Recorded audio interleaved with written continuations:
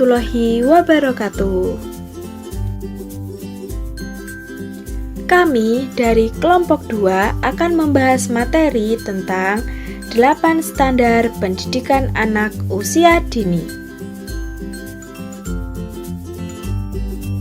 Anggota kelompok 2 yaitu Jalwa Jarodah NIM 019, Cindy Dita Haryani NIM 072, Umi Nurul Janah NIM 064, dan Alfiana Frida Aliza NIM 115. 8 standar pendidikan anak usia dini yaitu sebagai berikut yang akan dibacakan oleh teman-teman. Selamat menyimak. Standar Nasional Pendidikan Anak Usia Dini. Pertama, yaitu standar kompetensi lulusan. Standar kompetensi lulusan pada pendidikan anak usia dini merupakan standar tingkat pencapaian perkembangan anak. STTPA merupakan acuan utama mengembangkan standar isi, standar proses, standar penilaian pendidikan, standar pendidik dan tenaga kependidikan, standar sarana dan prasarana, standar pengelolaan, dan standar pembiayaan. Standar tingkat pencapaian perkembangan adalah tingkat pencapaian perkembangan sebagai aktualisasi potensi aspek perkembangan anak sesuai dengan tahap perkembangannya masing-masing. Pencapaian perkembangan anak bisa dilihat berdasarkan 6 aspek perkembangan, yaitu nilai agama dan moral, fisik motorik, kognitif, bahasa, sosial emosional, dan seni. Pencapaian pertumbuhan dan perkembangan anak yang optimal membutuhkan keterlibatan antara orang tua dan akses layanan PAUD yang bermutu. Yang kedua adalah standar isi. Standar isi adalah kriteria mengenai ruang lingkup, materi, dan tingkat kompetensi untuk mencapai kompetensi lulusan pada jenjang dan jenis pendidikan tertentu. Standar isi mencakup kurikulum, KTSP, acuan kurikulum, evaluasi kurikulum, dan kompetensi perilaku keselamatan diri. Acuan penyusunan kurikulum. Setiap lembaga harus memiliki KTSP yang disusun dan dikembangkan oleh lembaga tersebut sesuai dengan kondisi, potensi, dan daya dukung yang dimiliki setiap lembaga.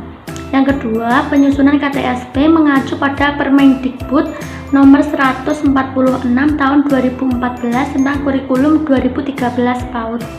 Yang ketiga, secara teknis, penyusunan KTSP mengacu pada pedoman kurikulum tingkat satuan pendidikan KTSP pendidikan anak usia dini yang diterbitkan oleh Direktorat Pembinaan PAUD. Nah, yang keempat, lembaga PAUD seharusnya memiliki kurikulum operasional diimplementasikan yang harus mengacu pada standar nasional. Selanjutnya yaitu standar proses. Standar proses adalah kriteria mengenai pelaksanaan pembelajaran pada satu satuan pendidikan untuk mencapai standar kompetensi lulusan. Standar proses terdiri dari 1. Program semester, yang kedua RPPM, yang ketiga RPPH, yang keempat program holistik integratif, yang kelima keterlibatan orang tua, yang keenam pengawasan pembelajaran. Dari RPPH itu dibuat mengacu pada RPPM. Komponen minimal RPPH antara lain adalah identitas lembaga, KD, materi pembelajaran, alat dan bahan, pembukaan, serta kegiatan inti, kegiatan penutup, dan rencana penilaian. Itu mengacu pada RPPM. Yang keempat yaitu standar penilaian akademik. Standar penilaian akademik adalah kriteria tentang penilaian mengenai proses, mekanisme, prosedur, instrumen penilaian, dan hasil pembelajaran dalam rangka mengetahui tingkat pencapaian yang sesuai dengan tingkat usia anak. Nah, ruang lingkup penilaian terdiri dari panduan penilaian, teknik penilaian, dan laporan perkembangan anak. Nah, dokumen penilaian harian terhadap capaian perkembangan setiap anak ini ada 3. Yang pertama adalah checklist. Checklist adalah cara menandai ketercapaian indikator tertentu dengan tanda-tanda khusus. Tanda-tanda khusus dapat berupa tanda centang, huruf, simbol tertentu, dan lain-lain. Yang kedua yaitu catatan anekdot. Catatan anekdot mencatat seluruh perkembangan anak selama mengikuti kegiatan pembelajaran dari waktu ke waktu atau hari ke hari. Catatan anekdot dibuat dengan menuliskan apa yang dilakukan atau dibicarakan anak secara objektif, akurat, lengkap, dan bermakna tanpa interpretasi dari guru. Yang ketiga, hasil karya anak. Hasil karya anak adalah hasil kerja anak didik setelah melakukan suatu kegiatan. Hasil karya dapat berupa pekerjaan tangan, karya seni, atau tampilan anak. Misalnya gambar, lukisan, melipat, kolase, hasil guntingan, coret-coretan, hasil roncengan, tari, dan lain-lain. Selanjutnya yang kelima yaitu standar pendidik dan tenaga kependidikan. Standar pendidik dan tenaga kependidikan adalah kriteria mengenai kelayakan, kualifikasi, dan kompetensi yang relevan dari pendidik atau instruktur dan tenaga kependidikan atau pengelola pada satuan pendidikan. Tenaga pendidik anak usia dini merupakan tenaga profesional yang bertugas merencanakan, melaksanakan pembelajaran, dan menilai hasil pembelajaran serta melakukan bimbingan pelatihan, pengasuhan, dan perlindungan yang terdiri dari guru PAUD, guru pendamping, dan guru pendamping muda. Sedangkan tenaga kependidikan anak usia dini merupakan tenaga yang bertugas melaksanakan administrasi, pengelolaan, pengembangan, pengawasan, dan pelayanan teknis untuk menunjang proses pendidikan pada satuan atau program PAUD yang terdiri atas pengawas, penilai, kepala PAUD, tenaga administrasi, dan tenaga penunjang lainnya. Selanjutnya, kualifikasi akademik pendidik. Pertama, kualifikasi akademik guru PAUD, yaitu memiliki ijazah diploma 4 atau sarjana dalam bidang pendidikan anak usia dini yang diperoleh dari program studi terakreditasi atau ijazah kependidikan lain yang relevan. Yang kedua yaitu kualifikasi akademik guru pendamping, yaitu memiliki ijazah D2 PGTK dari program studi terakreditasi atau memiliki ijazah minimal sekolah menengah atas atau sederajat dan memiliki sertifikat pelatihan atau pendidikan atau khusus PAUD jenjang guru pendamping dari lembaga yang kompeten dan diakui pemerintah. Kompetensi guru pendamping sendiri mencakup kompetensi pedagogik, kepribadian, sosial, dan profesional. Yang ketiga yaitu kualifikasi akademik guru pendamping muda, yaitu memiliki ijazah sekolah menengah atas atau sederajat dan memiliki sertifikat pelatihan atau pendidikan, kursus PAUD, jenjang pengasuh dari lembaga yang kompeten dan diakui pemerintah. Kompetensi guru pendamping muda sendiri mencakup pemahaman dasar-dasar pengasuhan, keterampilan melaksanakan pengasuhan, bersikap dan berperilaku sesuai dengan kebutuhan tingkat usia anak. Selanjutnya yaitu kompetensi pendidik tenaga pendidik. Diharapkan memiliki beberapa kompetensi, yaitu yang pertama pedagogik, diantaranya menganalisis teori bermain sesuai aspek dan tahap perkembangan, kebutuhan, potensi, bakat, dan minat anak usia dini.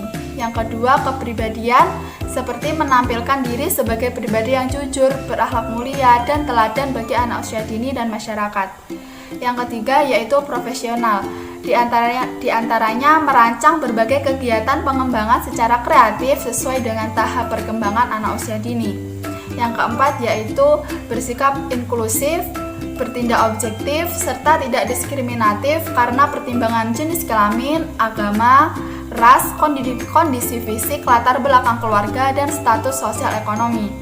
Selanjutnya, kualifikasi akademik tenaga kependidikan. Yang pertama, kualifikasi akademik kepala TK, RA, BA, dan sejenisnya.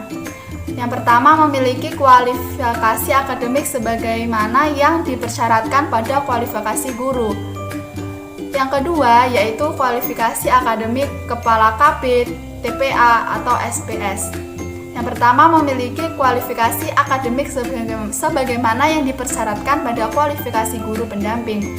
Yang kedua, memiliki pengalaman mengajar minimum 3 tahun sebagai guru pendamping.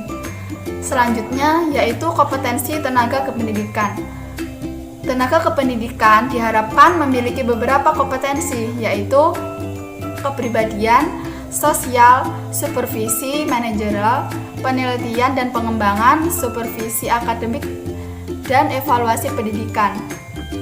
Yang keenam, standar sarana dan prasarana. Standar sarana dan prasarana adalah kriteria mengenai ruang belajar, tempat beribadah, perpustakaan, laboratorium, bengkel kerja, tempat berkreasi, media pembelajaran, alat dan bahan ajar, serta sumber belajar lain yang digunakan untuk menunjang proses pembelajaran, termasuk penggunaan teknologi, informasi, dan komunikasi. Ruang lingkup meliputi sarana pendidikan, sarana pembelajaran, dan instalasi.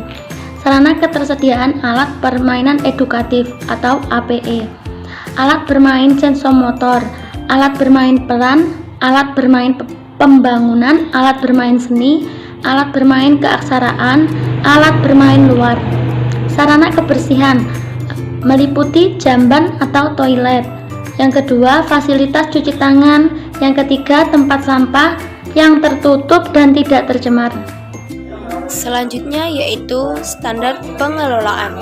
Standar pengelolaan adalah kriteria mengenai perencanaan, pelaksanaan, dan pengawasan kegiatan pendidikan pada tingkat satuan pendidikan agar tercapai efisiensi dan efektivitas penyelenggaraan pendidikan. Ruang lingkup dari materi adalah visi, misi, tujuan, rencana kerja lembaga, kalender pendidikan, struktur organisasi, jaringan kemitraan, pengadministrasian, yang terakhir yaitu supervisi dan pelaporan. Yang kedelapan adalah standar pembiayaan. Nah, standar pembiayaan adalah kriteria tentang komponen dan besaran biaya personal serta operasional pada satuan atau program PAUD. Komponen pembiayaan meliputi biaya operasional dan biaya personal.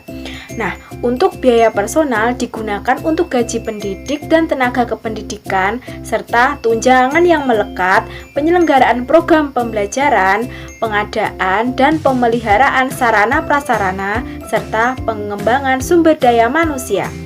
Nah, sedangkan biaya personal meliputi biaya pendidikan yang dikeluarkan untuk anak dalam mengikuti proses pembelajaran. Biaya operasional dan personal ini berasal dari pemerintah pusat, pemerintah daerah, yayasan, partisipasi masyarakat, atau pihak lain yang tidak mengikat. Pengawasan dan pertanggungjawaban keuangan lembaga PAUD disesuaikan dengan peraturan perundang-undangan. Itu tadi pemaparan materi dari kelompok kami. Semoga bermanfaat bagi kita semua. Sekian, terima kasih. Wassalamualaikum warahmatullahi wabarakatuh.